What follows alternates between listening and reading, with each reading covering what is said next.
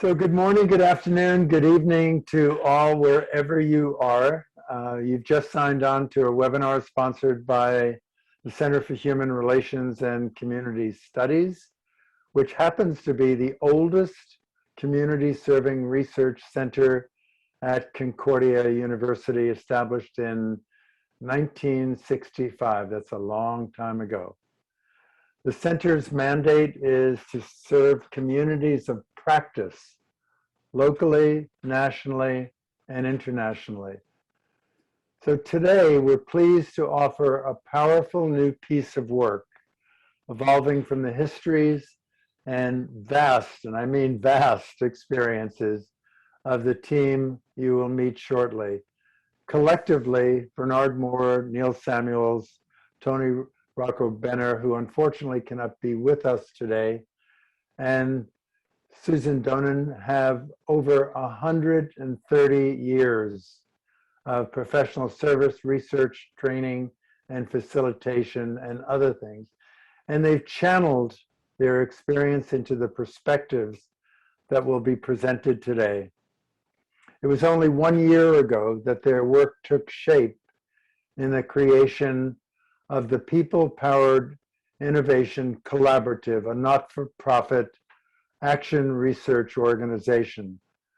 The charter of, I'll use the acronym, PPIC, is to elevate the capacity of organizations in applying their unique strengths to create a world with new systems of prosperity, justice, equality, opportunity, participation, environmental health, and human experience. There's so much more that I could say about them, but whatever I might say will be far better expressed by them. So I invite you all to join with us today in this sample of their work, which is intended to forge a new world that works for all of us. And so at this moment, I will turn the platform over to Neil Samuels. Neil, take it away. Thanks so much, Jim, and thanks everybody for joining us. It's nice to see people from all over the world come and join us. I wish we had 3 days for this, but in... Oops. Thanks. Thanks so much, Jim. Again, it's nice to see people from all over the world joining us. I wish we had 2 or 3 days to cover this material, but in 75 minutes, we hope to give you enough that piques your interest and makes you eager for more. I won't reread the whole title of the webinar. You can see what's on the screen. Just the key phrases are co-creating mutual value and a world that works for all. And we would add the words with courage and conviction. You know, David Cook, who's on our board, is the CEO of an energy company. And he says, this can be a little intimidating. Co-creating a world that works for all, my God, can't we tone it down a little bit? And we sort of feel the answer to that is no, that we think with some courage and conviction, we can help organizations step into this space and take on the responsibility we feel belongs with them. And we hope to give you a sense of why we feel that way and what it means and what's co-creating mutual value and what do we mean by a world that works for all. Let's start there. We like David Cooperrider, our friend and colleague's definition. I'll give you a second to read it. What we really appreciate about this definition is the breadth. This isn't just about the people. It's not just about the environment. I like the focus. It's where business economies and people thrive. This really is the world of and. And again, the focus on nature, not only now, but for future generations. So when we say a world that works for all, we take a very expansive view of it.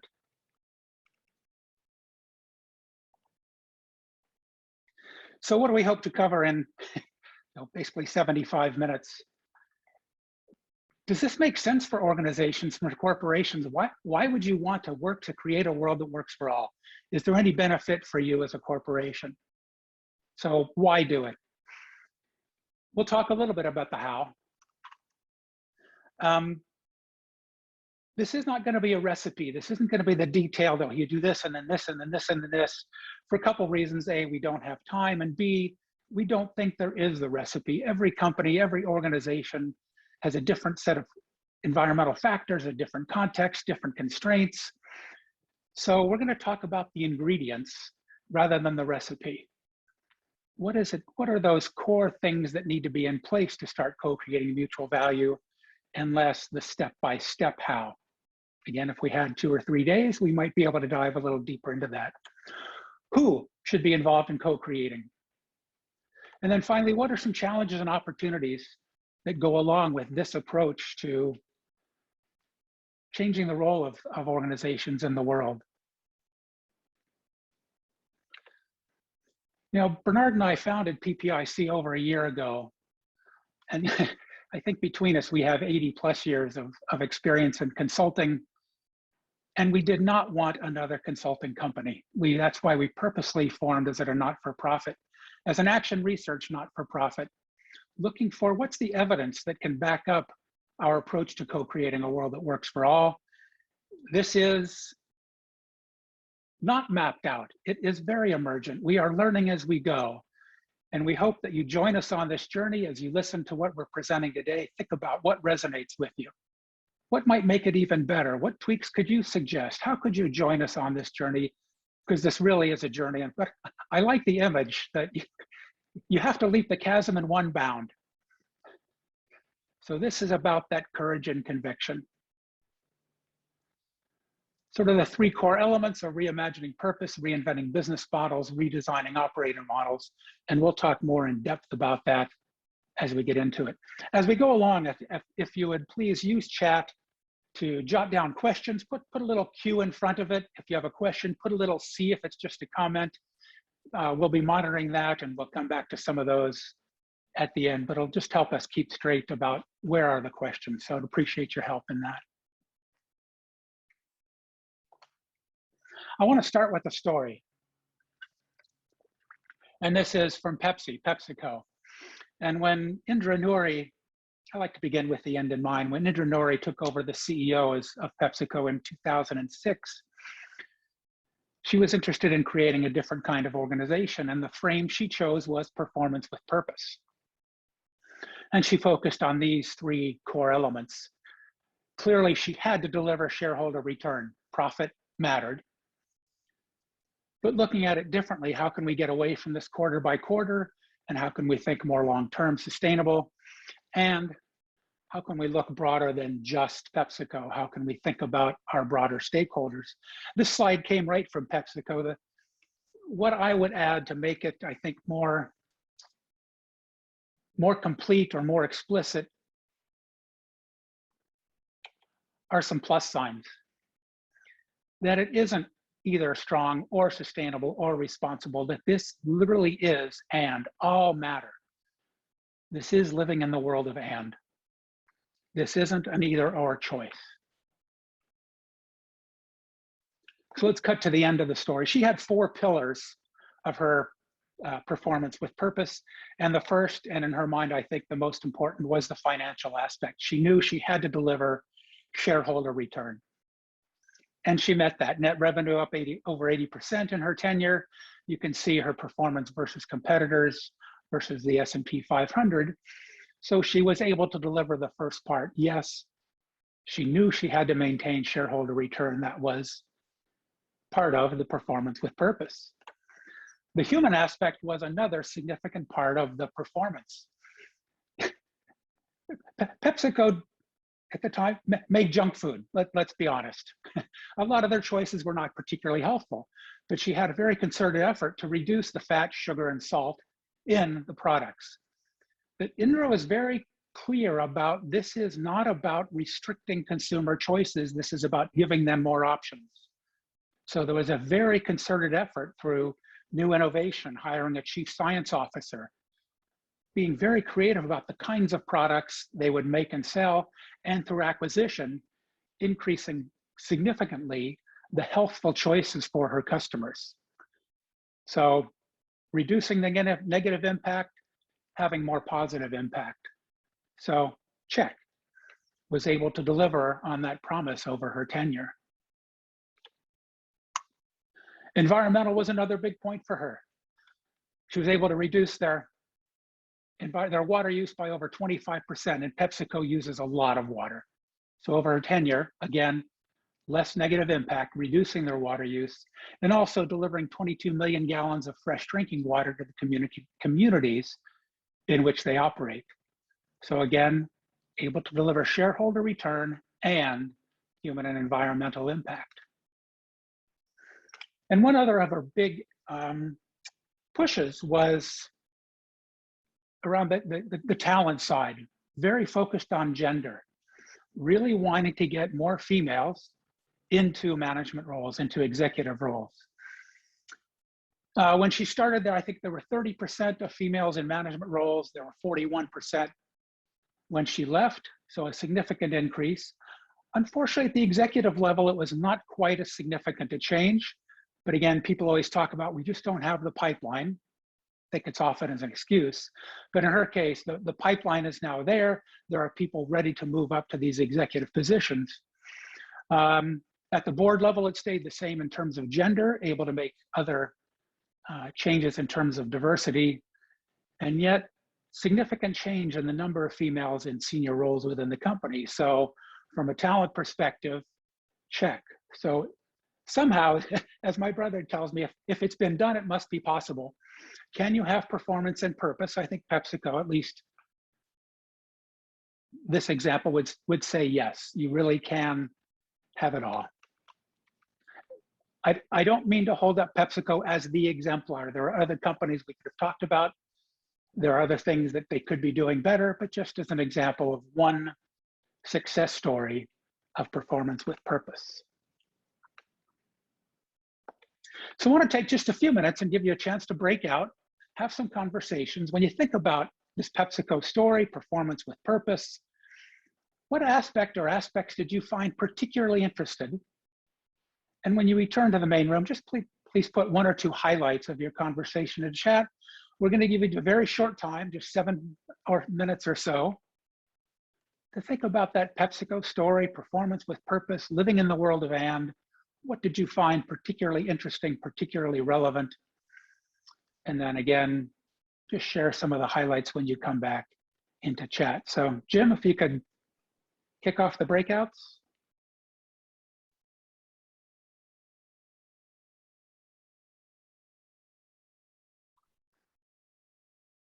So as you come back, if you could put some of the highlights from those chats, some of those conversations into chat.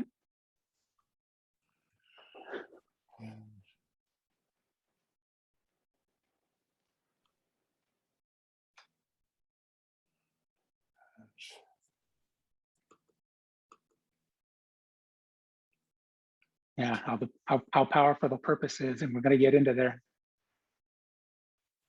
Yeah, well, absolutely. Looking much more broadly at what does sustainability mean.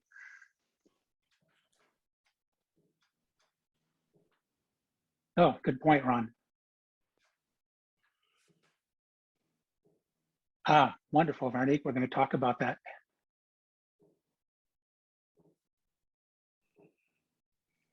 Yeah, wonderful. Keep all those in mind as we continue. They're all just spot on. I love again starting with the end in mind about what is possible, because this can seem very risky, and I hope we can deal with a little bit of that sense.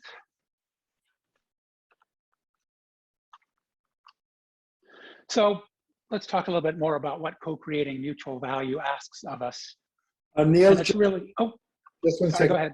I'm just going to ask everyone to please mute yourself rather than me muting all, because I muted you last time. I thought I was unmuted, and all of a sudden. So thank you. Yeah, thanks, Jim. So again, what's asked of us, and we think there are 3 core elements.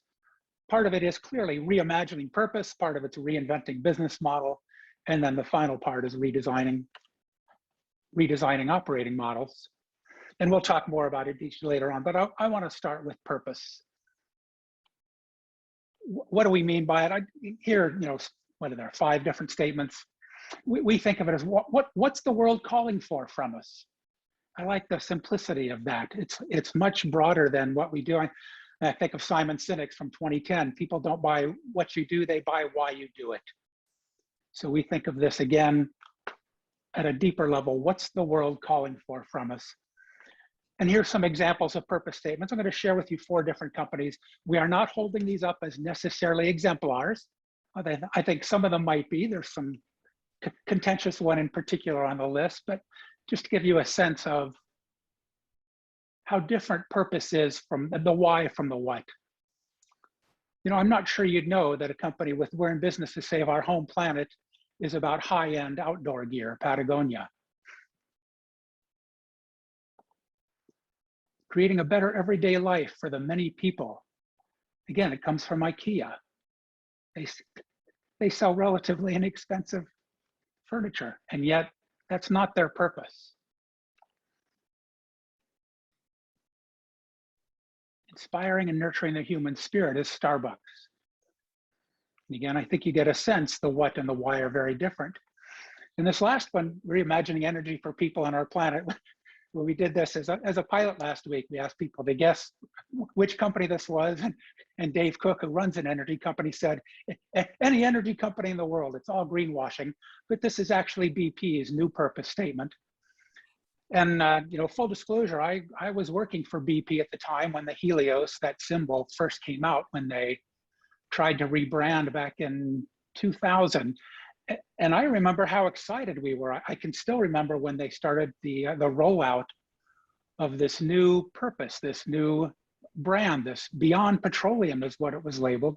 There was a big tent outside in Houston, video screen set up. And I and many of my colleagues were really excited by what we saw as the possibility of working for a company that really was beyond petroleum. I had never worn branded merchandise before this, but I went out and got some BP logoed shirts. I was really proud of what they were doing. However, they didn't make a lot of changes in the business model or operating model. So it generated a lot of cynicism. And why is that? Well, sorry, I'll come back to that. This is our purpose.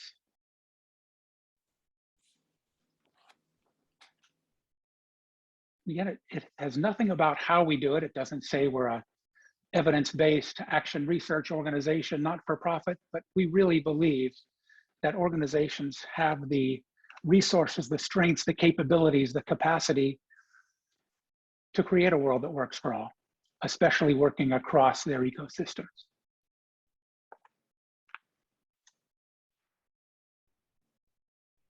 Why reimagine purpose? Because we believe it does start there. If you haven't read Reimagining Capitalism, I strongly recommend it. But why reimagine purpose? Because our world desperately needs it. You look at what's in a world on fire. That was literally true this year all over the world, in the US and Canada, in Greece, in Israel. The world literally is on fire. But if we don't start rethinking our institutions, there's no way we can create the kind of world we want. This is from Kate Rayworth.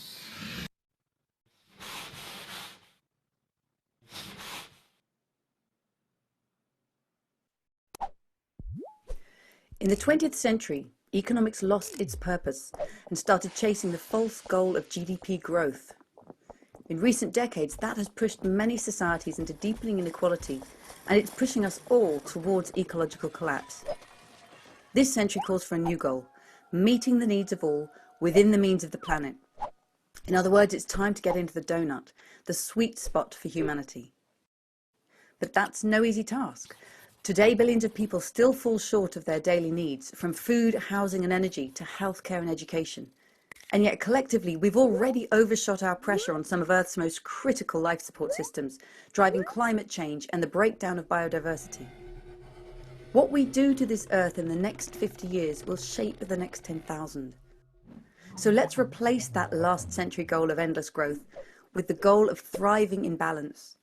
And if we're to have half a chance of getting there, what economic mindset would be fit for the task?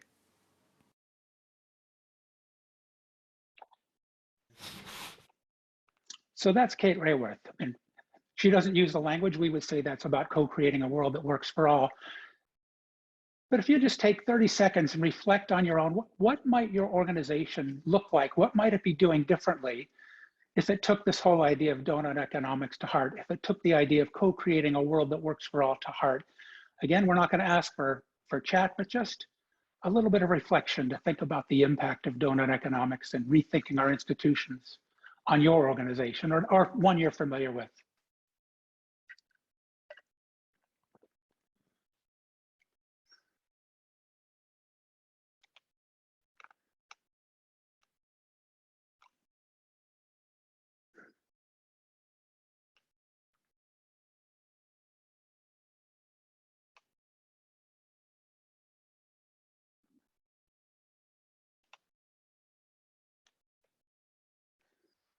Thanks.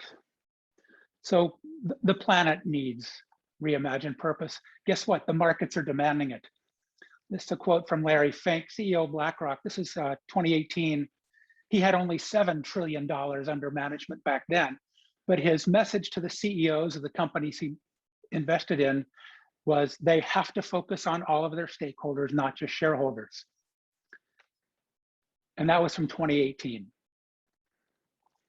In his last letter in 2021, he talked about the money flowing into sustainable funds had gone up 96%, almost 100% over the year before. I think it was $288 billion had flowed into these funds focused on sustainable businesses. And he said, this is an accelerating trend that's going to continue. And his quote to leaders was, if you're not thinking about this, basically your company's in trouble.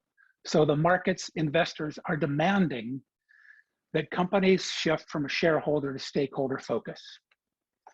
Customers demand it. This is from the Edelman Trust Barometer this year. I love this. Almost 90% said CEOs need to publicly speak out on societal issues, and 70% said business should step in when governments fail to act. So there is pressure on companies to start acting differently. Buying habits change.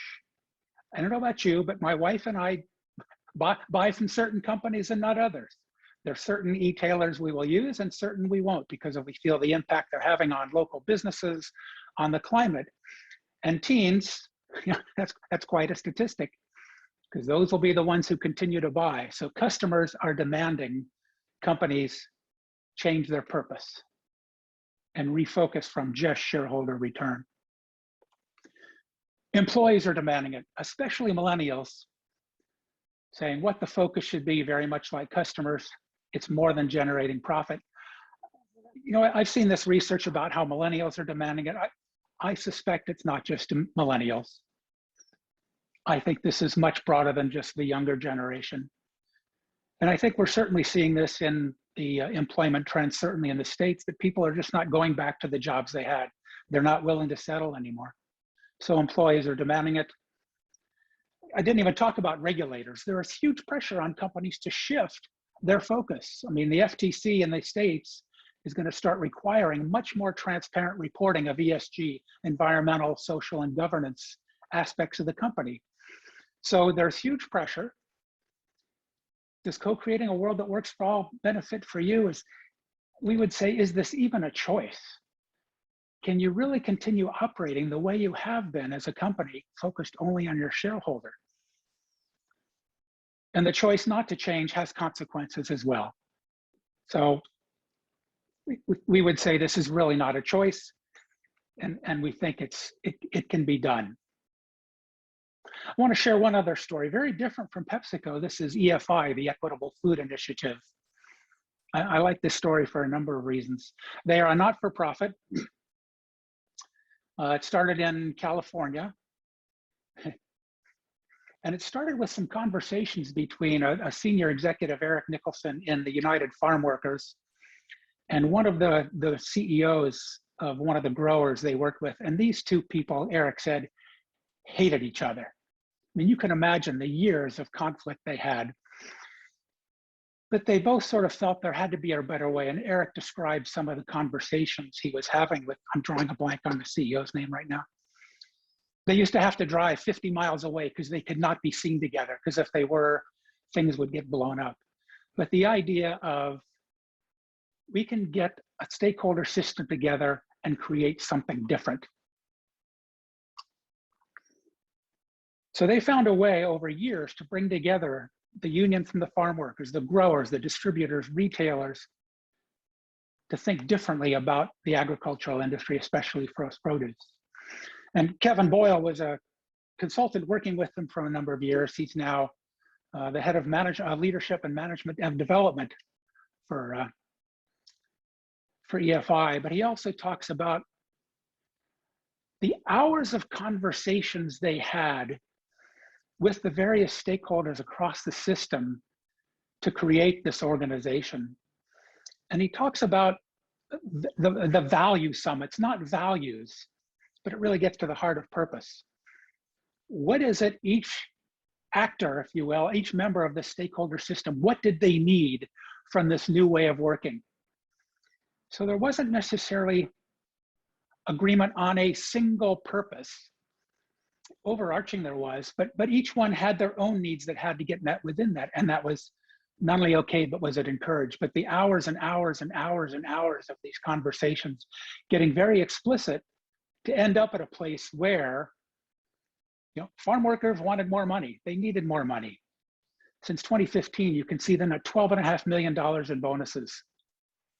Farm workers used to get 7 cents on the dollar retail. I can't remember the number now, but it's much, much higher. Again, changing the financial system for them. Farm workers are treated very differently in EFI certified companies. Costco got involved early. This started with, well, the real impetus was people dying from E. coli and salmonella infected produce. And guess what? Retailers can't have that. So they had a very strong need for safe produce. So Costco had their need. And because of their work, these certified farms now know that the products are safe, workers are treated well. Things are very different in the agricultural system here.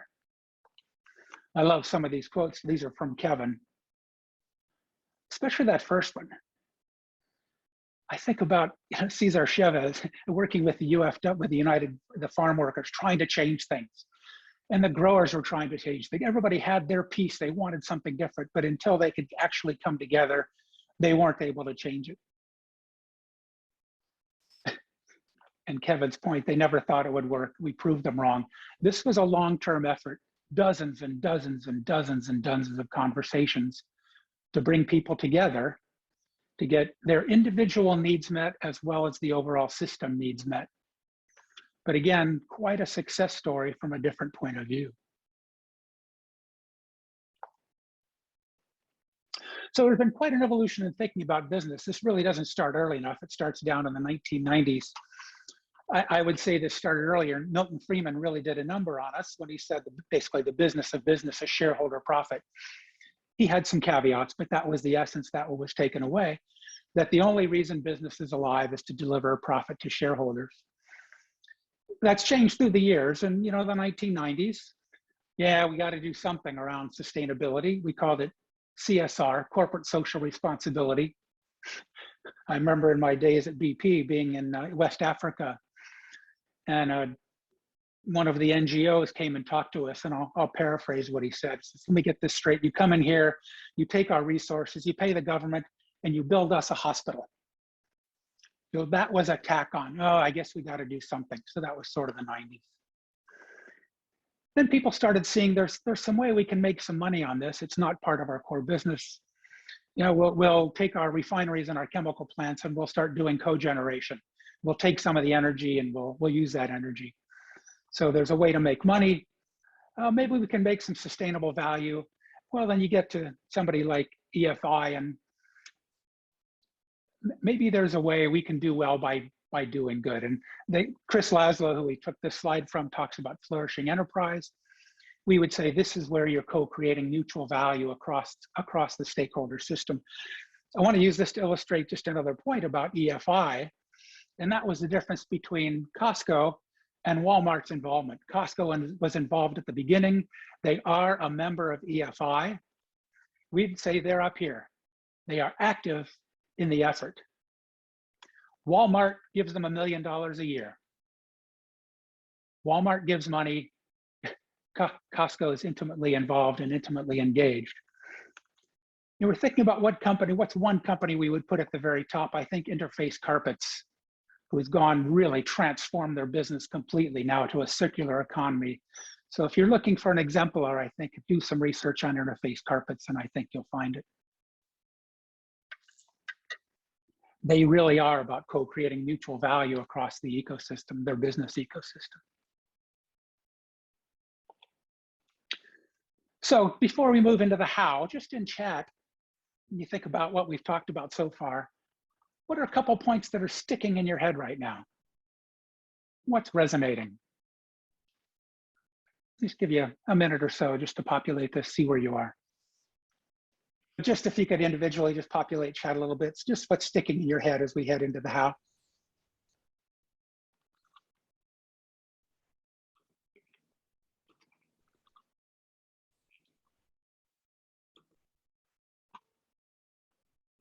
That's a great question, Kirk. Why don't they do more?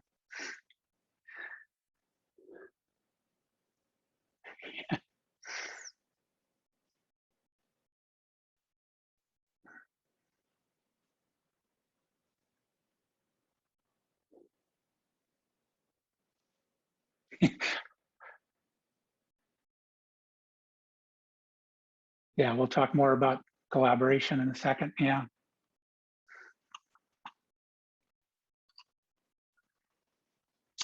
Great, thanks. So we want to move into the how. And again, you can see we're going to talk about the ingredients, not the recipe. Again, because every company is going to be different. You know, are we making a pie, a chocolate torte, a flat? Well, obviously not flourless. Are we making brownies? Are we making cupcakes? It's all going to be different. So we only have time today to talk about the core ingredients into the how. But I hope you get a sense of how these can be used to co-create mutual value. And it starts with conversations. And there again, there are three buckets, if you will, or three phases. There are a whole set of conversations around reimagining purpose, set of conversations around reinvention, and a set of conversations around redesigning operating model. All of these are underpinned by, in some cases, slightly different mindsets, but there are some mindsets that underpin everything. Each has a set of tools and then skills. How do we apply these tools appropriately, given where the organization is and given the situation they're in?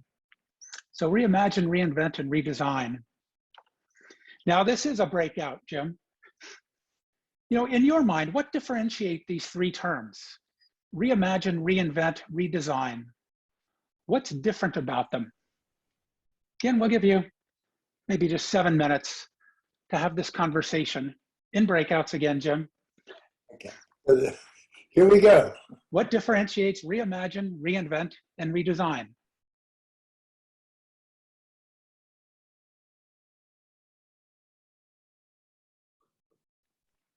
Okay, so people are back.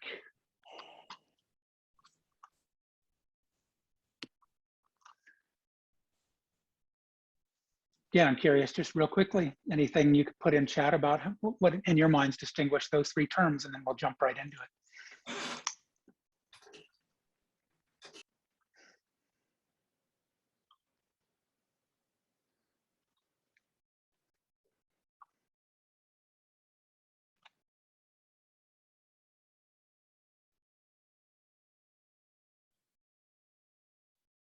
Neil, are you seeing any comments in chat? Not yet. Okay. There we go. Yeah, coming in. Yeah. Exactly, Gloria.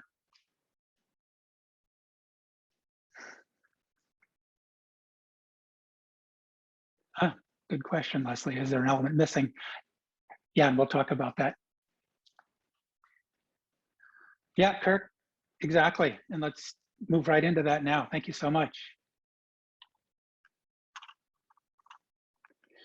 So let's talk about reimagining purpose.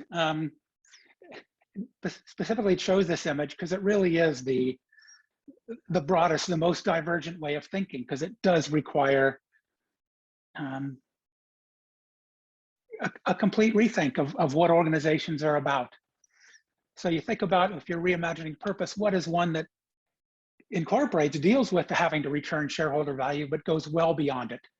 And again, these are conversations that are going to be happening within the ecosystem. So, and I like the word unimagined possibilities to deal with this, creating a world that works for all, to deal with these very real challenges we're facing, but using our strengths, competencies, capabilities, resources that companies have that very few other entities do.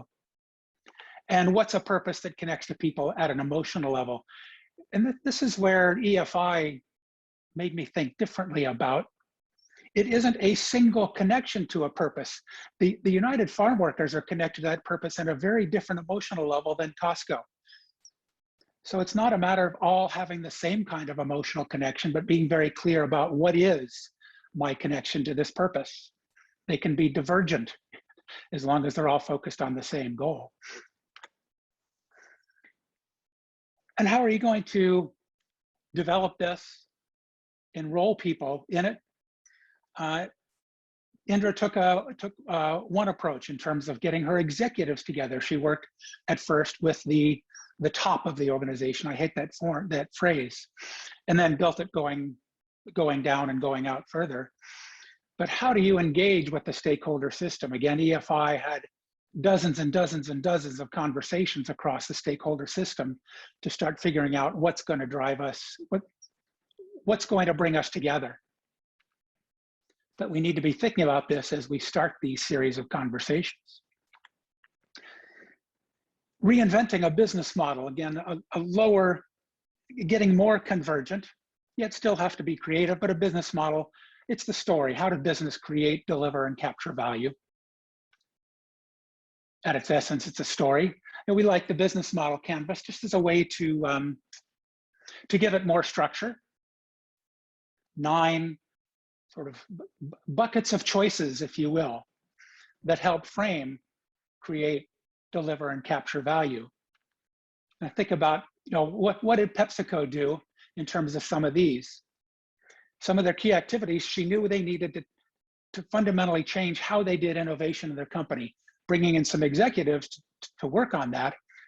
But a key activity was around innovation, looking differently at their customer segments, and thinking differently about their value propositions, as well as obviously a key resource is going to be developing female talent. So the business model having to reinvent around these 9 sets of choices, changing the story of the what. So what are these conversations?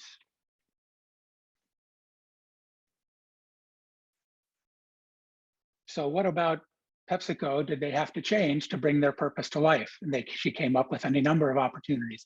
What were some things EFI had to do differently in terms of their business model that would bring transforming the agricultural system to life? And these are we use the word conversation. Some people use the word deliberation, because these are not just, let's get together and talk. These are the right people with the right knowledge, the right information, the right way to process things, knowing the trade-offs they have to make. So these are very focused conversations, and they're generative at the same time. Again, both and. And what do we have to change about our business model, both to bring our purpose to life and deal with these very real challenges the world is facing and do it profitably? Again, many trade-offs that have to be considered. And then how are you going to test these? Again, getting away from this, the one right answer, that we're going to have to try some experiments. And in PepsiCo's case, they tried out new aspects of their business model in their Mexico businesses. And you could do it in one plant, one state, one country. But how are you going to get out there and start trying some things quickly and iterate them? Learn fast and keep trying. Again, just like with any, whether it's designing a product or service, designing a business model is exactly the same way. So operating model, I like this is the nuts and bolts. This is the stuff you see and hear and touch. in the organization.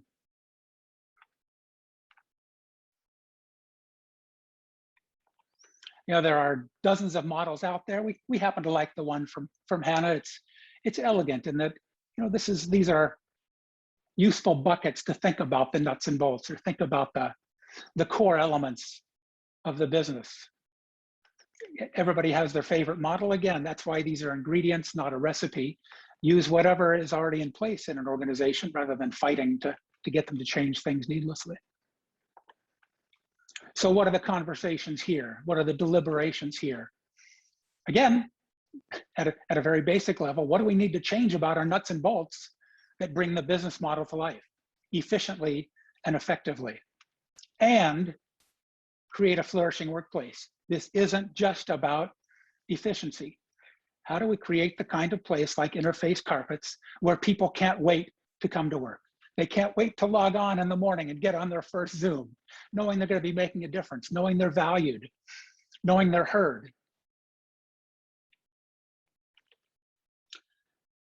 It's a little easier to field test operating model changes. Again, you want to have a new reward system, can you do it in one department, one team? You want to change your information system, can you do it in one plant and see if it works? But again, having a very well-defined plan to put things in place and learn quickly. Then how can you scale them up and continue to evaluate and continue to improve? This isn't you design and you're done. Redesign, good, we're finished now, we don't have to do anything more. No, this is a continual learning process. You know, here's some examples of what Pepsi did in terms of changing their operating model. She brought in new people at the senior level, chief science officer, chief design officer, that didn't happen. They weren't there before. One of the things that gives me hope for BP's new purpose is some of the changes they made at the executive level, a new chief sustainability officer. PepsiCo also changed their operating process. If you're going to cut your water use by 25%, guess what? You have to redesign how the core work gets done. What's your manufacturing process like? And if you're going to improve gender balance, then you have to put in systems in place that do so. So that's just 3 things I wanted to highlight. But you can see it's an abundance of choices, and this is where learning fast makes a big difference. So a whole sets of conversations, a whole series of conversations, from the most divergent to the most convergent when you get down to redesigning nuts and bolts. Who should be involved? Well, here's one way, a spectrum of the extent of co-creation.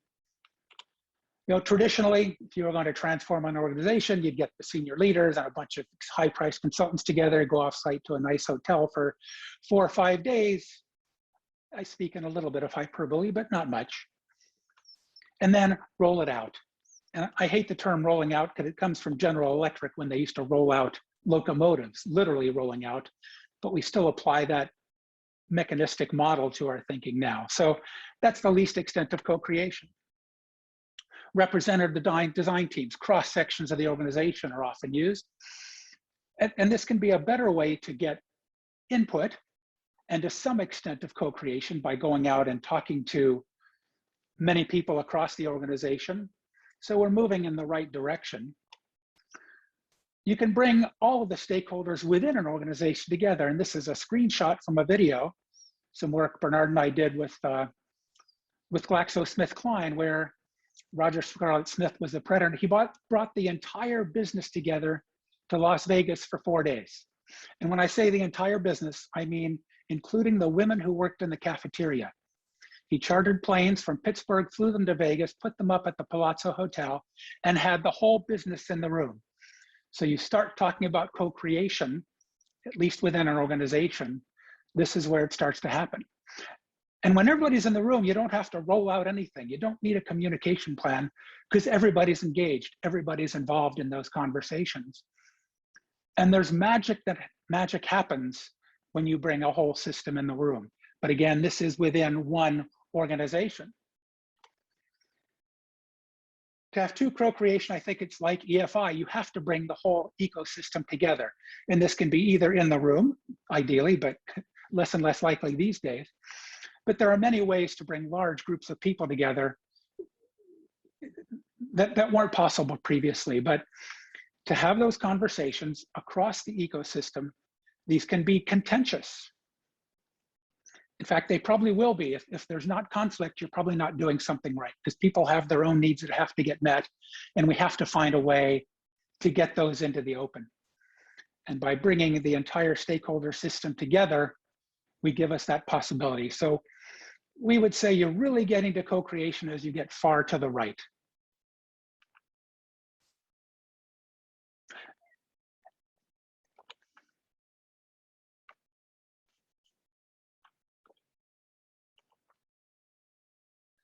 So co-creating mutual value is about becoming not only the best in the world, but the best for the world. And this doesn't necessarily come easily. It's not without its risk.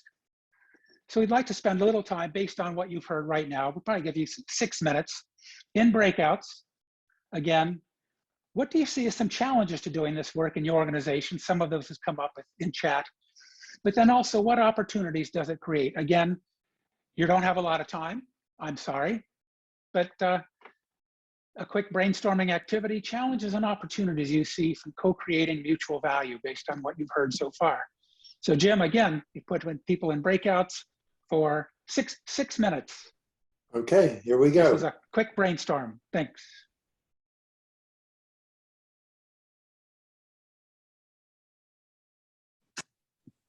Welcome back all. If you could put some of your comments in chat. What do you see as some of the challenges to doing this work? What do you see as some of the opportunities?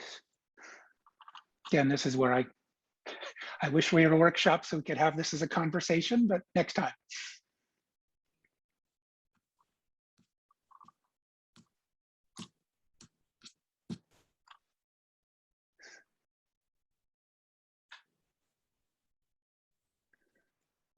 Any comments to add?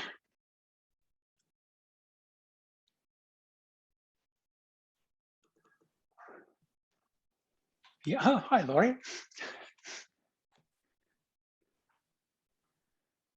Yeah, return on investment. That's one that EFI talked about. They had to convince the growers there was an ROI to changing the way they were doing work. Change fatigue, oh yeah. How do you generate energy? Especially these days, people are, you know, the sense of feeling overwhelmed, but it's not a feeling. People are actually overwhelmed. There's just so much going on. Yeah.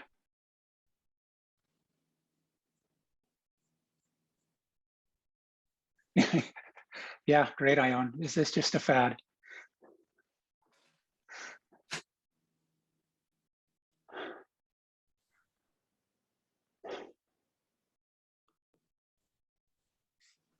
Yeah, how do you help voices be heard? Getting stakeholders, these are all great and absolutely all very real challenges and huge opportunities. Again, we've seen where this is possible to do. All of these challenges can be overcome.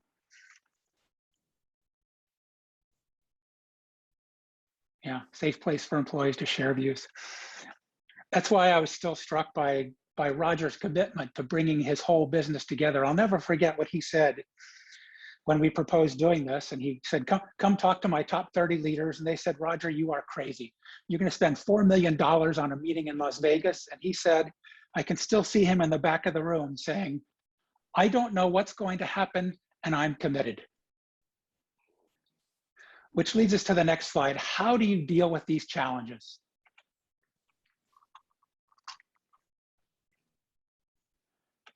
I love Peter Block's quote.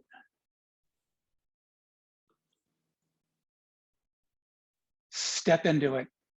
Start a conversation. Start talking to somebody. All change happens if you trace it back to its origin. It started with a friend and I were talking. I would say an organization, that's from Meg Wheatley. I'd say in organizations, it's, you know, a colleague and I were talking. So step into it.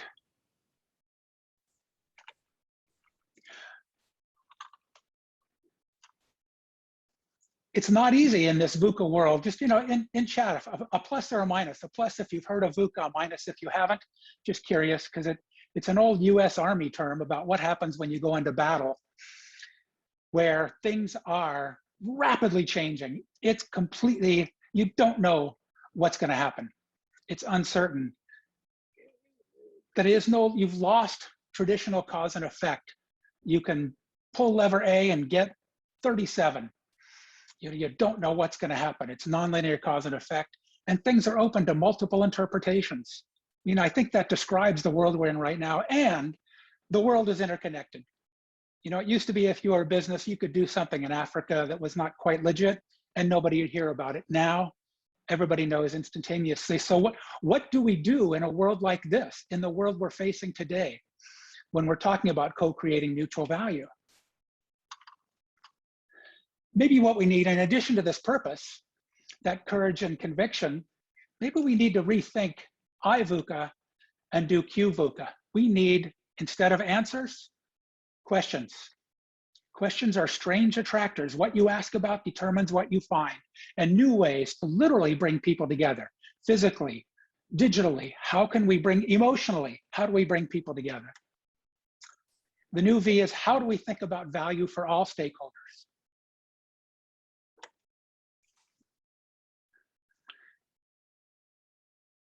Thinking very differently about how, as humans, we relate to each other. How really are we connected at deep levels? I love this last one. Collaboration is unusual. I'm reading a book, Adam Kahane's book, about collaborating with the enemy. It's really made me rethink collaboration. That it's not about all of us coming kumbaya around a purpose, but how do we have those tough conversations so that we can work together to deliver something that benefits us all, and I get my needs met, a combination of power and love, tough decisions and human relationships. So a very different way of thinking and working at collaboration. And how do we learn fast? How do we get away from one right answer? So instead of the way we've traditionally approached change, how about Q-VUCA?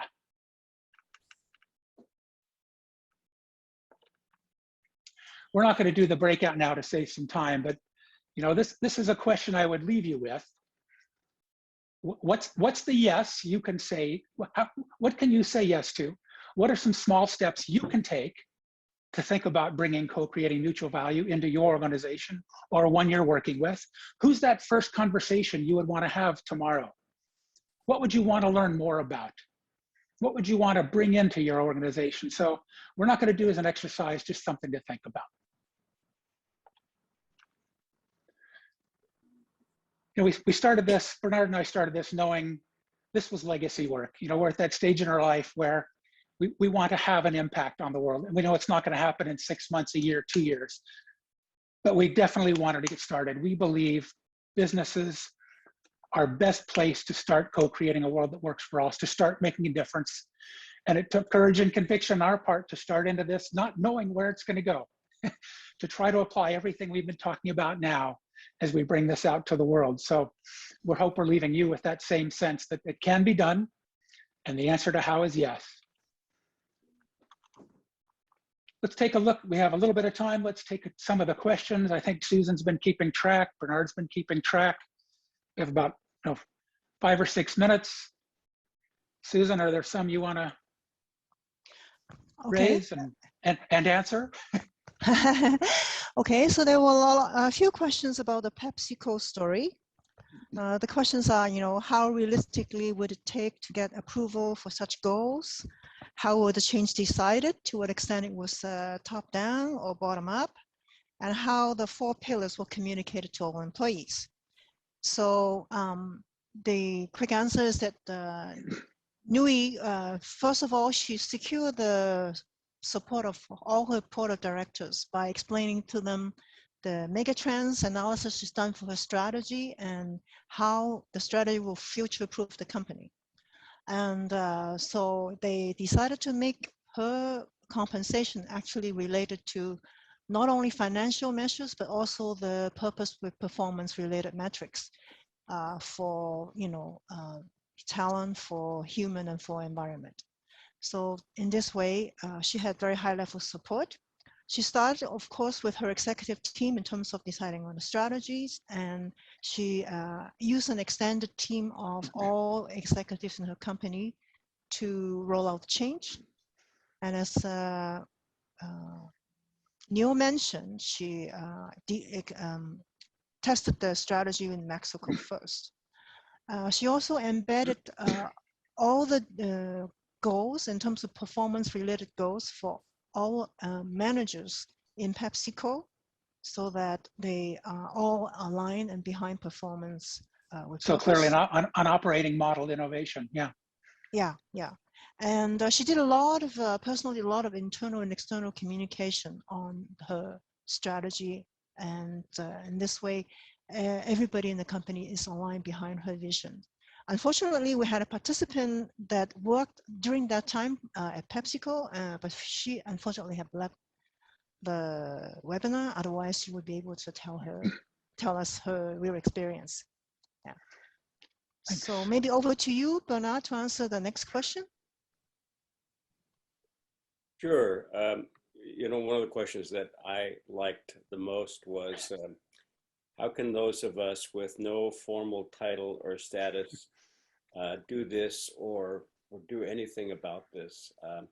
I suspect there are not many CEOs in the room with us today, so I think it's a highly reasonable question. I love the answer that Sue James and a few other people have given, and I want to try to just recap it, which is that wherever we are, the power that we have is what conversation do we start with whom? The power of a conversation is that we never know where it's going to go. The power of the questions that we ask, as Neil mentioned, is profound, because the questions that we ask, if we ask them to open up possibilities, will open up possibilities. The questions that we ask, if we allow people to engage their imaginations, will engage people's imaginations. Neil mentioned that we have on our board of directors a CEO of an oil and gas company. And he has been saying to us that what he is looking for, desperately looking for, is for people that are new to the organization, that are younger, that don't have formal status and titles, to speak up and to talk about what is their passion, what they hope the company can become, what ideas they have for it, and so on. So ironically, I think we have here a situation where there are at least some CEOs that are actually desperately looking for this kind of energy. And I think there are people within the organization who don't have formal status and recognition who are looking for opportunities to have those conversations. I encourage you to hold the possibility that those opportunities exist. You don't have to begin the conversation with the CEO. Begin it with one of your colleagues, begin it with your supervisor, begin it with a client. Who knows where the conversation will take, but that's the starting point. And we can control and we can decide on the content and timing of our conversations. So that is, for me, the primary answer. Maybe one more, and I'll say this without consulting with my colleagues, but we'll take a look at the questions in chat, and we'll find a way to answer as many as we can and get them back out to you. It might not come when you get the slides, but we will try to answer as many as we can. Is that a fair offer, Bernard and Susan? Since I've made it, it's hard for you to say no. Yeah. Right. So just to build on that last issue, what Neil and I have done with clients over the last 40 years or so is work on issues of purpose and business model and operating model. But Neil and I have never reinvented, reimagined, or redesigned those. What we have done is worked with our clients, worked with representative groups within our clients to develop and create the conversational spaces that allow those conversations to take place. So again, if you are a member of the community of professionals that help organizations explore possibilities, then you already know what I'm talking about. You know that the skills that we bring really of designing conversations, not in a top-down sort of way, but in a facilitative way, involves thinking about who's going to be in the room, who should be in the room, what conversations would they have, what information should they have access to, what knowledge from management sciences, from design sciences, from appreciative inquiry should they have access to, and providing that and helping those conversations to take place is so critical. Thanks, Bernard. You reminded me of something I neglected to say that's, I think, crucial. Collaboration is unusual. What can we do to make sure those underrepresented voices are in the room? Where is the BIPOC community? Where are the older people? Where are the women who normally aren't included in these conversations? So collaboration is unusual and includes getting those voices into the room and heard. So thanks. We don't have much time left. I want to close with a couple slides. One is help this evolve. You know, very quickly, if you could, you know, you spent almost 75 minutes. What did you find particularly valuable, helpful, meaningful, or memorable? Again, just quick note in chat. And if you have time, what could make this even better? So just what's sticking with you? What 1 or 2 points from everything you've heard is sticking with you as we get ready to leave in the next 4 minutes? I promise we will leave on time.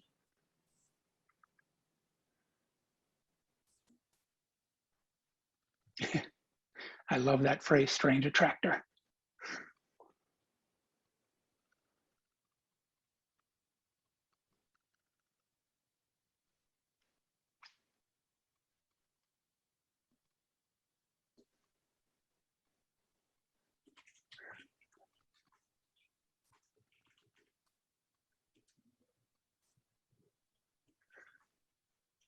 Yeah, oh, absolutely, the entire ecosystem.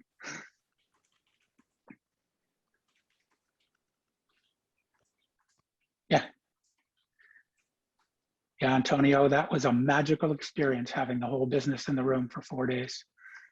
Magic happens. Yeah, Hal. Yeah, I agree, Sue. Longer breakouts.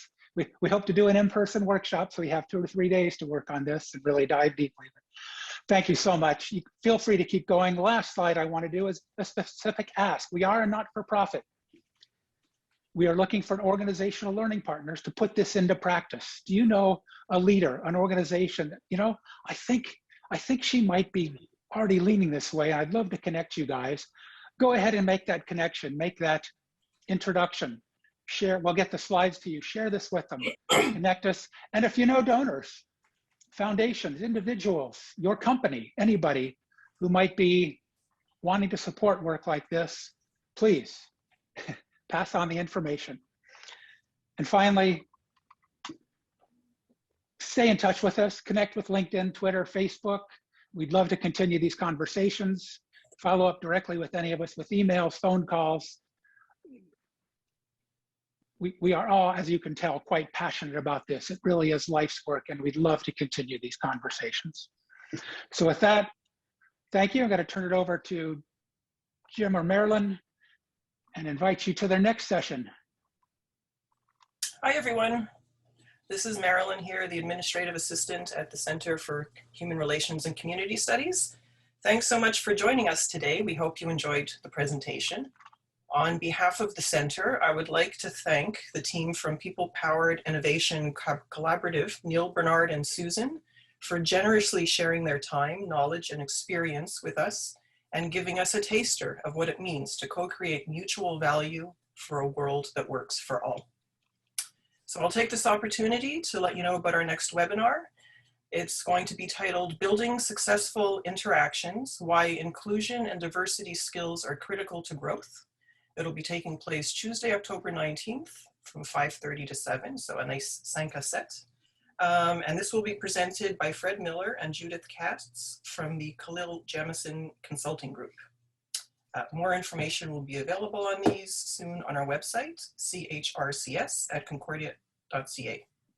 Lastly, I'll be sending a follow-up email along with slides and the link to the recording. And as Neil generously offered, some of the questions with some answers. I would love to wish you a happy and wonderful day and say goodbye for now. Thanks, everyone.